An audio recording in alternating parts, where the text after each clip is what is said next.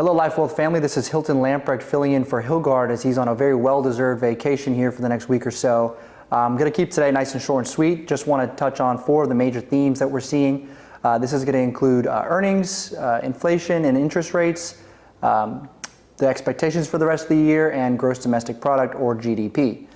The next couple of weeks are going to be pretty big weeks as we're looking at the earnings that are coming out.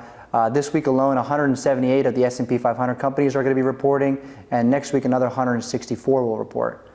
We're watching this very closely to see if these companies are starting to feel the pressure of the factors that may start to drive earnings down. Specifically, look for the tech sector to be heavily scrutinized this earnings season, as they led a lot of the charge in the first quarter. Sales have seemed to be still strong as we're seeing, but one thing that we're watching carefully is demand.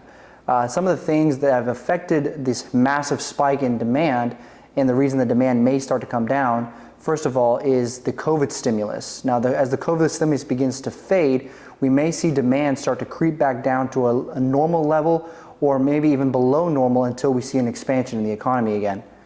Another thing that has been affecting demand is inflation. Now, inflation have created this massive increase in prices, and wages have just not kept up yet. The last thing that we're seeing is the lag effects of these interest rates that are continuing to rise, and that may contribute to demand coming down again. As demand comes down, we're probably going to see sales to come down, and as a result, earnings start to drop as well. Well, speaking of interest rates, the Fed has got a meeting next week to discuss what they're going to do and the direction they're going to go.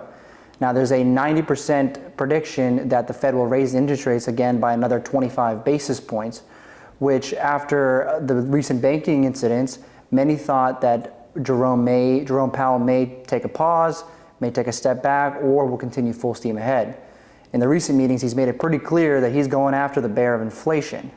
However, many experts are predicting that after this next meeting, he may begin to pause and even cut rates as soon as this time next year. As you may have heard in the recent market updates and probably all over your news feed and any emails that you get, interest rates and earnings have seemed to be hot topics as we look at the predictions for the rest of the year. Last year, the recession was believed to be late 2022, maybe early 2023, but now the consensus is, whoever you're following, seems to be that a mild recession will be coming in the next 6 to 9 months. Again, only time will tell. Actually, I heard a funny joke the last week that says only market forecasters and weather forecasters can be as wrong as many times they are and still keep their jobs. Regardless, tomorrow we're actually going to be seeing the reading of the gross domestic product, or GDP. This is important because a technical definition of a recession is 2 or more consecutive quarters of negative GDP growth. However, it seems to be that the prediction for the GDP growth in quarter 1 is between a positive 1 and 2%, suggesting that maybe the recession has not yet begun in Q1, but this is probably not a surprise to many of you, as we've experienced a positive 7.5% in the markets this year already.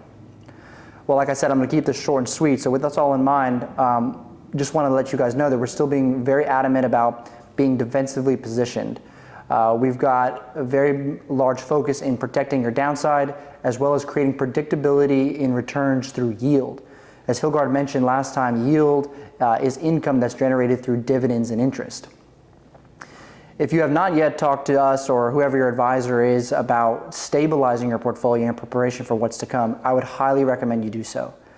I cannot stress the importance enough of being proactive in years like last year and years like this year. I know many of you are having conversations with your friends and colleagues about the uncertainty of the market and the overall economy. And if you find these videos helpful and informative, please feel free to share it with your friends to give them a little bit of context of what may be going on and what may be to come. Guys, I look forward to speaking with you guys next time. I look forward to speaking with you and seeing you in the office, as many of you are joining us here and at our future events. I want to wish you a great rest of the week, and God bless.